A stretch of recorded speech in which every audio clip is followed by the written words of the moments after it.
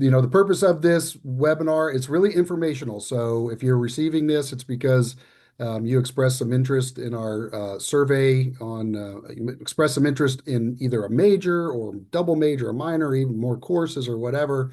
And so we're just trying to kind of help students learn more about the program and, and also put some names and faces that, folks you can talk to and reach out to if you have questions, or you want to learn more about the program, you'll know maybe you can reach out to. So I'll kick it off. My name is Dr. Sloan. I'm a professor here. I'm actually in the religious studies side of the department. Although we don't have like a big, wall between the two sides. My background's interdisciplinary. I have a lot of philosophy in my background as well. So I teach, introduction to religious studies, and I teach science and religion, which is actually my area, and psychology of religion, which is also my area. And so I'll talk just briefly a little about the religious studies side of the department, and we'll kick it over to Dr. Larkin, who'll tell you more about the philosophy major and all the philosophy kind of stuff. So if you're interested in the religious studies side of the department, let me talk a little bit about what is religious studies. So religious studies, it's the academic study of religion. And so you can be a religious person and do it. You can be a non-religious person and do it. It's not a great analogy, but occasionally I'll use the analogy. It's kind of like being an art historian, right? You might be an artist and you can also study art history, or you don't have to be an artist. You can study art history. And so that's what religious studies really is all about. We don't take theological positions or anything like that. So it's not theology. It's sort of social sciencey kind of study of religion. So religion's our object of study. And so there are four of us full-timers on the religious studies side of things in terms of professors and courses. I already told you my area of expertise, my areas. We also have Dr. Finbar Curtis, who teaches religion in America, in the United States, religion and politics, and things around that kind of. Ireland teaches on the Ireland, the Wexford campus. And we have Dr. Allison Prude. She teaches, everyone teaches intro, of course, but she teaches Asian religious traditions and Asian religious systems, so Buddhism and Hinduism and that kind of stuff. So, and then our most recent hire, we're very excited. We got a new person, a new professor here, Dr. Ryan Armstrong, and he is our professor of biblical studies. So he's our Bible expert, and probably more importantly, he is a world-class breaker. So if you're interested in the sport of breakdancing, he is your guy.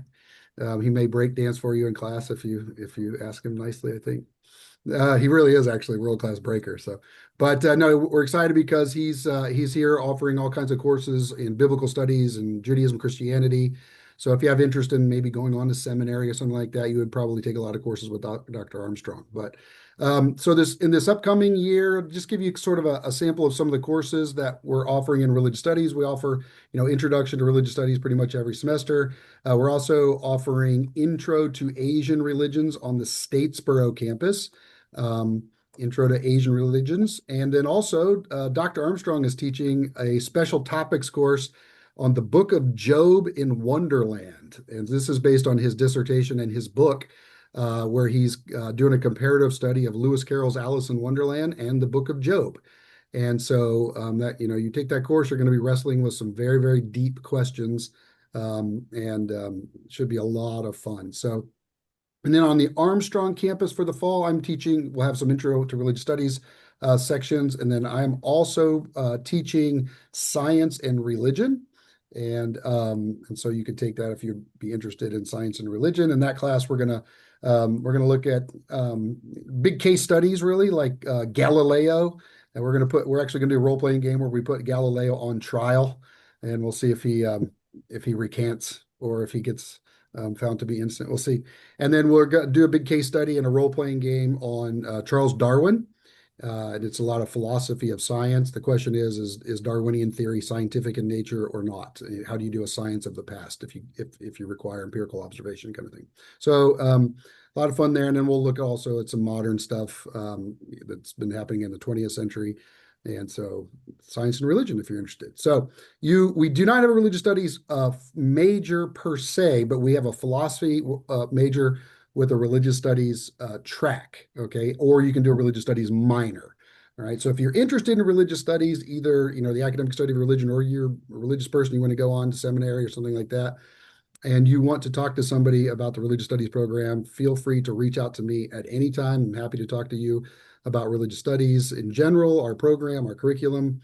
If you have interest in science, religion, or psychology of religion, come talk to me. If you have interested in religion politics, religion in the United States, that would be Dr. Curtis. If you have interest in Asian religions, that'd be Dr. Prude.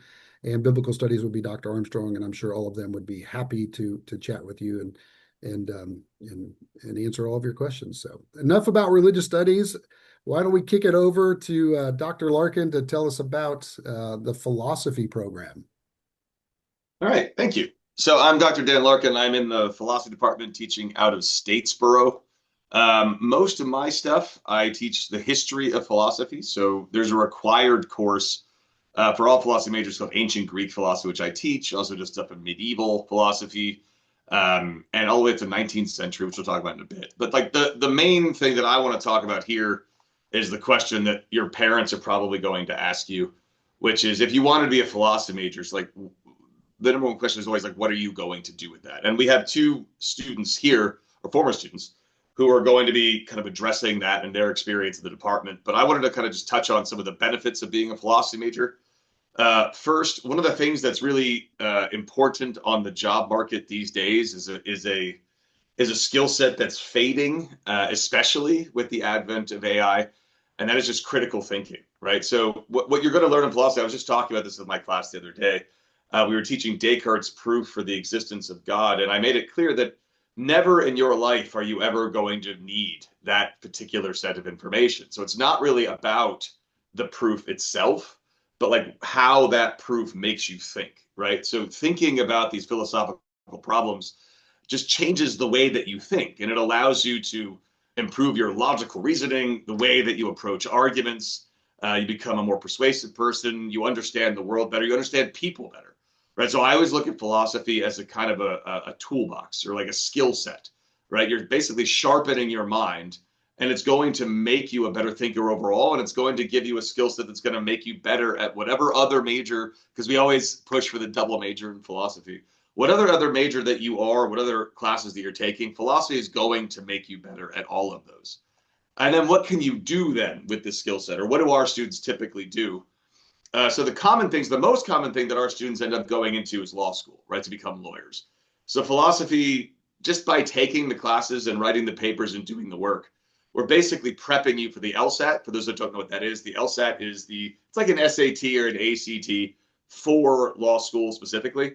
Every single year they rank the majors to see which majors produce the highest scores of the LSAT in philosophy. If it's not number one, it's always in the top three. We also have higher than average law school acceptance rates. I have been here at Georgia Southern for 8 years now, and every single student, and I mean this, every single student that I have written a rec letter for law school has gotten into law school. And some of those students have gotten full rides to schools as prestigious as University of Georgia's law school, which is a top 30 law school in the country. One of our students just graduated at the top of his class. Another student is now working as an intern for a judge. He wants to be a Supreme Court justice in the state of Georgia. He's well on his way to doing that. And he got offers from Cornell and Duke and all these other places as well, but got a full ride at University of Georgia. So we have extraordinary success with getting our students into law school. That is typically the number one thing we do. To that end, we actually have a track for law, which I'll talk about in a second. But aside from law school, students of ours also get into jobs within government, within tech, business. So another rising trend for philosophy majors is going to get an MBA, or a Master's of Business Administration, after you graduate. MBA programs are starting to look at humanities majors a bit more keenly than they did maybe 20, 30 years ago. And the reason for that is, as I said before, because the kids who graduate with philosophy degrees are kids who know how to think, right? So you get a philosophy degree, you're going to have a skill set. You're going to be able to pivot in different positions of employment in ways that people who have not taken these courses, who have not thought this way, are just not going to be able to do. Also in writing and media and education as well. Now, a fun thing, and I'll actually I'll supply for anyone who wants it, and you can just look it up yourself. So the university system of Georgia, it's basically all the Georgia state schools, did a study where they tracked salaries of all Georgia school graduates 1 year out, 5 years out, and 10 years out. And those who graduated with just a philosophy degree their mid-career earnings are around $80,000 on average. The top 10% are around $150,000 a year. And if you look at the numbers and you can compare to other majors, that's higher than a number of the degrees coming out of the business school and other schools that you might think would perform higher than philosophy. So there's this myth that people who graduate with philosophy degrees aren't going to make any money, and that's just categorically false. And the University System of Georgia has the data to prove that. So if you want to look that up, it's open for anyone to find. In addition to LSAT scores, there's also something called the GRE, which is basically the same thing. It's like an SAT for like general grad school for various different fields. And philosophy majors score highest in the verbal section and the analytical writing section. And again, that's not because they studied for that test per se. It's just because of the classes they're taking and the skill set you get just from taking the classes in philosophy. Same with the GMAT and same with all these other sorts of things. Now, as far as the major goes, we have designed it so it's extraordinarily easy to double major in, and that's what I recommend people do. So if one of my students comes to me and says they want to switch their major, I actually try to discourage them from doing that, right? Because I think that philosophy works best as a pairing with another degree. So a lot of our students are political science philosophy majors, psychology philosophy majors, economics and philosophy majors, right? So this prepares you for a wide range of career opportunities. Now, again, philosophy on its own can work wonders for you, but if you have, and the beauty of the philosophy major is that you only need to take 10 classes, so 30 credit hours total in the philosophy degree, which basically take up that space that all of your electives would have, and then that'll just complement another degree. So you can walk out of here with 2 degrees, which makes you that much more sort of marketable on the job market. So the major itself, as I said, for the typical philosophy degree, you're going to be taking 10 courses. And the beauty is you can take pretty much whatever interests you. So we have a wide range of classes. So next semester, we're going to have classes in contemporary moral problems, early modern philosophy, symbolic logic, science and religion, philosophy of film, philosophy of religion, as well as ancient Greek philosophy. And I'm teaching a class just on the philosopher Nietzsche. So I'm going to spend the entire semester just focusing on that, which I'm really excited for. But you can also take, if you're more interested in going to law school, if you're going to use the philosophy degree as a sort of vessel to get you there, we have a track for philosophy law students, which is basically the same. There's a couple other requirements. You have to take philosophy of law. You have to take classes like contemporary moral problems. And you can also take classes in political science and criminal justice that are specifically tailored towards that law degree. And again, we have tremendous success with getting kids into law school, so that'd be a really good option. And Dr. Sloat already talked about the religious studies concentration as well. So just some anecdotal things. I have a few friends who graduated right around the time when I graduated with undergraduate degrees in philosophy. None of them became professors. None of them became, these guys didn't become lawyers. Both of these guys work in the business industry. So one guy had a philosophy degree and a lit degree, and he is now vice president of a fairly large pharmaceutical company working out of Indianapolis. He got his entry-level position on his philosophy degree and just worked his way up through the ranks. And that's, again, because of philosophy, right? It's because of his training in philosophy that he was able to think differently, approach problems differently, and he got promoted because of that. He's doing really, really well. He's actually thinking of retiring already at the age of 45, and then just doing whatever he wants to do. And he has a family of like 6. And the other friend of mine did a double degree in computer science and philosophy. So he works in tech. And he was able to ascend the ranks just because, as he told me, there were guys out there who were better at coding than he is. But when they saw a problem as unsolvable, he just said, no, he's going to kind of twist it that way. How to think differently, how to think outside the box. And you apply those skills to various fields and you're going to succeed. So that's the sort of business side of thing. And that's my rant. But I'm going to let our students kind of talk it up a bit as well. Actually, I want to kick it over to Lori Hartlett, and she's going to talk a little bit about the philosophy program from the advising side of things. So Lori is our Okay. My program advisor, apologies. department advisor, and she's graciously agreed to let me put her on the spot here by tagging her and say, "Yeah, if you would, Lori, maybe share with the students, some the perspectives from the advising chair." Yeah, absolutely. As he said, my name's Lori. I advise the philosophy students here on campus. And Dr. Larkin covered some of this in there, but the 30 credit hours, leaving a lot of room for some other degrees. And he's absolutely correct, especially with political science and criminal justice. A lot of times you're going to get a dual or double degree without adding any credit hours to your degrees. But we also have recently, I've been getting some more computer science and mechanical engineer double majors. So we are kind of branching out, and people are seeing, as Dr. Larkin said, that the value in other areas of learning this critical thinking. So a lot of students that I'm working with, they come into my office and I talk with them about, here's what philosophy is, and here's where we can fit that other major in.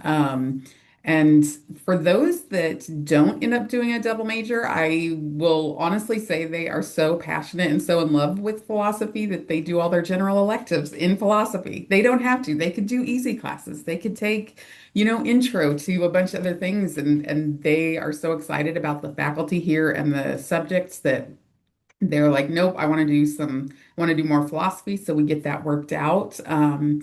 And with philosophy too, if you're interested in travel, a lot of what we do is work with students that want to go to Wexford for a summer. So they have some philosophy classes that they pretty much do every summer. So you're guaranteed that you can do something within your major. But I always work with that. We work with the students, what their plan is, what their vision is. We have uh, pre-law advising also that assists us. So especially with the LSAT. So when we're looking at your junior, senior year, very much encouraging you to work with them to assist in getting the LSAT prep done and ready so that you can do that. But a lot of it just is they come in, I talk with them each semester, talk with the students, see how things are going, see how we can work to make the degree plan work for them. But yeah, a lot of pre-law students are doing very well, and as Dr. Larkin said too, was they're getting into school. So that's what we love to see is they've put all this effort in and it's paying off. Yeah. Jason, do you mind if I add one quick thing? I'll jump in. So just to build on something Lori just said, and thank you for that. Yeah, so the Wexford program, our campus in Ireland, for our students, we always offer a wide range of philosophy classes. So we're a consistent presence in Wexford. So, for instance, we have Dr. Tubig coming over, and he's teaching two classes, environmental ethics, and also a class on incarceration. And I am teaching classes that I only teach in Wexford. So we kind of sectioned these off, which is philosophy of music and then philosophy of sport. So it's an opportunity to knock out a number of credits while also experiencing Ireland during study abroad. So a lot of our students do. So thank you for bringing that up. I can't believe that I forgot to say that, considering I am the program director of the Wexford campus. Philosophy of sport sounds like a good excuse to go to the pub and watch football or something, right? Philosophy of music, we build the pub into the class. So Smart, smart. I like it. Thank you very much, Lori. Very much appreciate that. And now we'll kick it over to Noah Evans. So Noah is also an academic advisor, a different program, but an alum and graduate of our program. And so, Noah, do you want to share your perspective on things? Yeah, thank you. As was said, I'm Noah Evans. I graduated as a philosophy and history double major. I also would highly recommend that interdisciplinary approach. The philosophy degree is really amenable to it. And I found that as an undergrad, and I think maybe Tristan can speak a bit more into this, that you find that the ways in which you are taught to look at problems differently helps a lot in coming up with creative solutions in other fields as well. So it's not a sort of silver bullet for all of your difficult courses, but it helps you to approach them differently and maybe not to get stuck in some of the ruts that other students might. I graduated here back in 2022 and did a master's degree in philosophy from 2023 to 2025 at the Miami University in Ohio, and am currently back here on the Statesboro campus working as an academic advisor as I'm preparing my materials to go on to PhD work. Um, and Dr. Eaton's just joined us. Wonderful. Um, the Sort of broadly construed, I want to talk about the way that while the statistics and numbers are great and wonderful, I think that the thing that impacted me most when I was doing my undergraduate here was the fact that I felt that the faculty had a vested interest in me succeeding, that there was a lot of camaraderie among the student body, um, and that specifically in my last year or two, that there was a lot of work put into really helping prepare me for my next step, that it wasn't sort of a dusting your hands off and, good luck in the real world. It was people taking time and effort to help push me in the directions that I wanted to go. So I owe quite a lot to a number of the faculty for getting me to the position that I am now. I would say that the one of the big things that helped as well, as it's been alluded to multiple times now, I took the GRE and found that, as the numbers support, that the verbal and written sections were not particularly difficult. It was another question about the math section, but that's a different story. Uh, the but those sections were not. It wasn't that there was sort of some secret that I had come up with or some one size fits all solution, but just the fact that those kinds of questions were ones that I had been trained to think and to process for the past 4 years up to that point. Um, so I think that as just a sort of technical skill, you really do have sort of concrete benefits from learning how to do these things, no matter what field you're in. Uh, One of my cohort members in my master's program also was a computer science major and philosophy major in his undergrad as well, at the Ohio State, as he insisted. And he talked about even the way that his experience had shifted because he added his philosophy major on later, and that just the same kind of process that it really reframed the way that you approached any other field that you interacted with. So it may sound sort of like we're circling around a similar point with that, but it really does. It's a very neat and very useful shift in the way that you approach everything to learn how to think through these things. And one of the other things that I wanted to talk about or to sort of mention was that I found it really helpful that along with being able to think differently, it also trained me to be used to sort of intellectual uncertainty and not having an immediate solution to a problem. And that was a skill set that I found and have continued to find very beneficial in working through things because instead of sort of throwing my hands up and saying, oh, well, it must not work or must not be a way around it, it's teaching you to like be willing to hang on to that uncertainty and to really push through to find a different or creative outlet for it. So, but I could go on forever, but this program I owe a lot to it, and it is the people in it are really, really great. And you will absolutely benefit the more you put into making these connections with these people and learning from them, that you'll exponentially receive benefit from that. And so for a more grounded experience, maybe we pass it on to Tristan. Yeah, hi everyone. My name is Tristan Sanchez. I'm a senior in the Department of Philosophy here at the Armstrong campus. I'm about to graduate in May, and like Dr. Larkin was talking about, I originally came from another major. I was originally a communication studies major. Happened to go into an intro to philosophy class just as just to fulfill one of my requirements, and immediately I was blown away. Like I saw what Noah and Dr. Larkin were talking about with this kind of new perspective that such a class, that philosophy gives you. And I wanted more. Ms. Harlett was talking about, it was very, um, I felt the passion with the other students within the Department of Philosophy, and I knew that, okay, I want this to be my focus, my discipline, my change of study.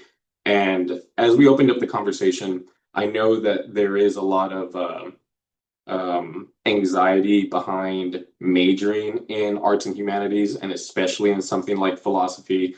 But right now, what I am seeing on my end as an undergrad student is the true myth is that there is any safe path. I'm having a lot of my peers like face the anxieties that any of us within the arts and humanities are facing. And my plans have certainly shifted.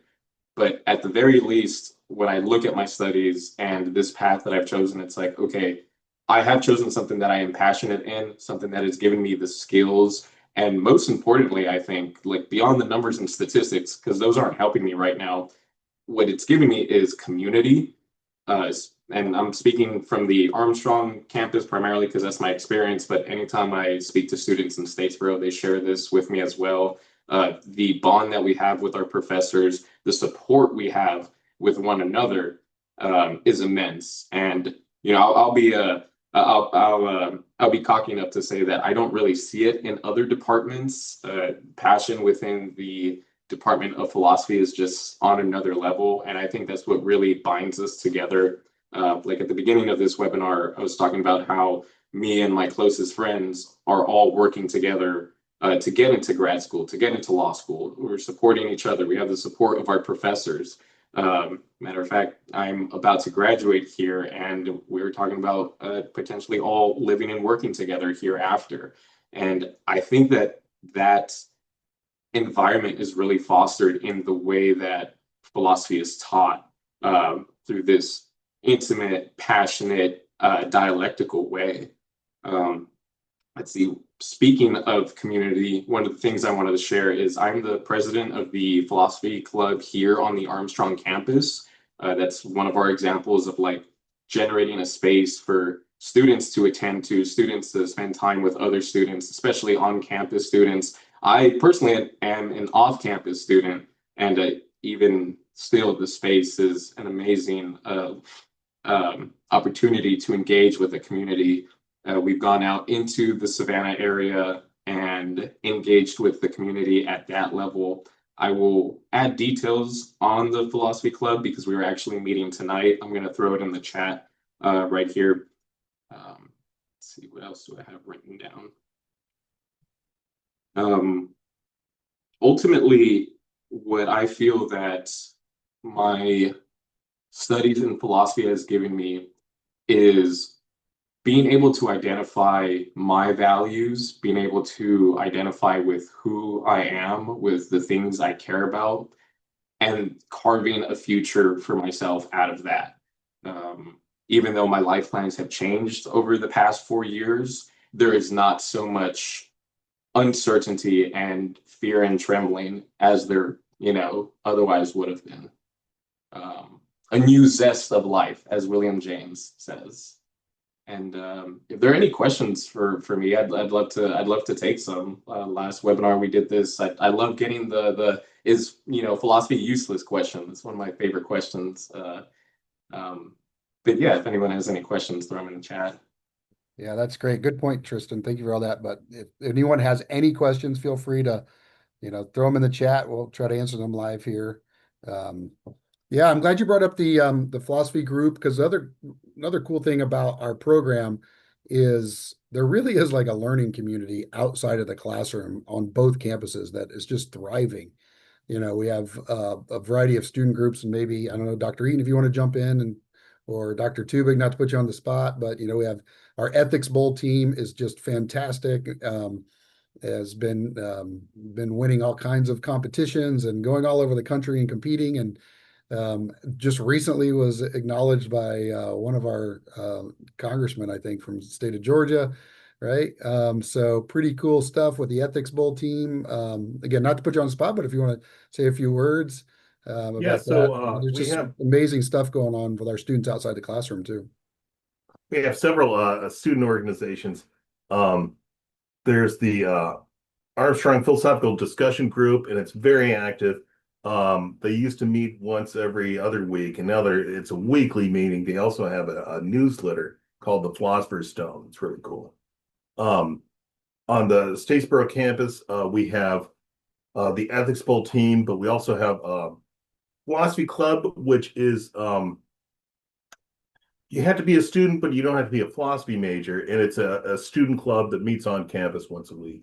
And we also have Philosophy After Dark, where you don't even have to be a student. It's mostly students, but it's an informal off-campus event every Thursday at 6:30 at Eagle Creek Brewing Company. And we on top of all those, at both campuses, we have Phi Sigma Tau, which is the International Honor Society for Philosophy, and they have their own publication called Dialogue. So you can there's an there's a venue to publish your own work too. We have a yearly departmental conference called Aporia. So yeah, there's all sorts of fun things going on. And I don't know, Paul, do you want to talk about the Ethics Bowl? They just came back from the National Ethics Bowl. Thank you, everyone, for attending. Sorry, I don't know how I sound. I'm at a workspace at the moment. But yeah, just to talk a little bit about the Ethics Bowl. And the Ethics Bowl is one of the many organizations and clubs that are happening in the Statesboro campus and the Armstrong campus. And one of the things about the Philosophy and Religious Studies department is how active the department is. And yeah, one of the things that we do is the ethics. So basically, to give some idea of what the Ethics Bowl is, it's basically like a debate competition where college teams compete with each other about contemporary ethical issues, and they try to present arguments that are most reasonable and accessible, and based on the assessment of judges, the team that presents the most reasonable, rationally compelling argument then advances into the next rounds. And the Georgia Southern team, though quite new, have performed brilliantly. They have already reached the national stage twice, and as mentioned by Dr. Sloan, I have no idea how we found this out, but yeah, Representative Buddy Carter actually gave the Georgia Southern Ethics Bowl team a shout out Yeah, famous. on U.S. Congress. So that was wild. Yeah. But yeah, one of the many really I'm cool not sure I'll things. vote for him. Yeah. Uh, but one of the many cool things that's happening in the philosophy department, not only does it have the kind of instrumental value that Dr. Larkin talks about, but as spoken by both Noah and Tristan, it does provide a sense of community and and just rich communal engagement about really interesting topics. Yeah, thank you so much. So we have a good question in the chat here. Throw it out to the group and see who wants to answer it. Jenna says, I'm a geoscience major. I love exploring philosophy of life, religion, love, etc. Would it be redundant to minor? Should I just attend a club or a group instead? What do y'all think? Minor or just attend groups and clubs? This is a similar dilemma I was dealing with before I took my intro to philosophy class. I was between, I knew I wanted to minor in something, and at the time I was still a communication studies major. And I either wanted to minor in English, literature, or in philosophy.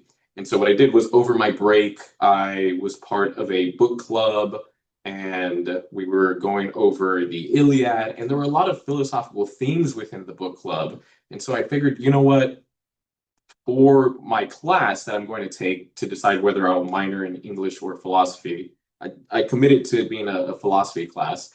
And again, like immediately I was hit with like, wow, I wish this could be my major. I didn't make the decision immediately, but it slowly like creeped up and seeped into me. And if you're a student on Armstrong, we are meeting tonight here. I'm going to drop our details. Um, but if you want to, I say I always recommend go for it. Take an intro to philosophy class with any professor. I think you'll deeply enjoy it, and do both. You know, come to the philosophy club as well while you're at it. I think it'll give you two views of things, two views of the philosophy department itself, And if and you're then into decide geoscience, which one you'd like to stick with. if you're into geoscience, I'd recommend environmental ethics, but also a course called Theory of Knowledge, which deals with philosophy of science, and you find that very interesting. And my science and religion class. And of course, science and religion. Yeah, we do some geology in there. Oh, another great question. How do I go about joining Ethics Bowl? Do I have to try out? Do I have to have a lot of prior knowledge? Where can I see what it's like? Great. I was writing a whole paragraph to Peyton at the moment, but it's a lot easier to just say it so that everyone else can have access to this information. But really, there's no tryouts. Um, uh, any interested student is totally welcome. And in a lot of ways, I'm glad you asked the question, Peyton, because if you and any other students are interested in doing Ethics Bowl, we are actually trying to recruit students at this moment. And we're trying to organize what we call an interdepartmental ethics bowl competition, just to give students a clear idea of what ethics bowl is like. And the very first meeting is actually happening on Friday at 3:30 p.m. And there you can definitely have the opportunity to see if Ethics Bowl is the kind of thing that you would like to do. And given your performance in class, Peyton, and I'm sure with other students as well, you would definitely fit in Ethics Bowl if interested. Yeah, great question. Any other questions for anyone or any other comments anyone would like to make?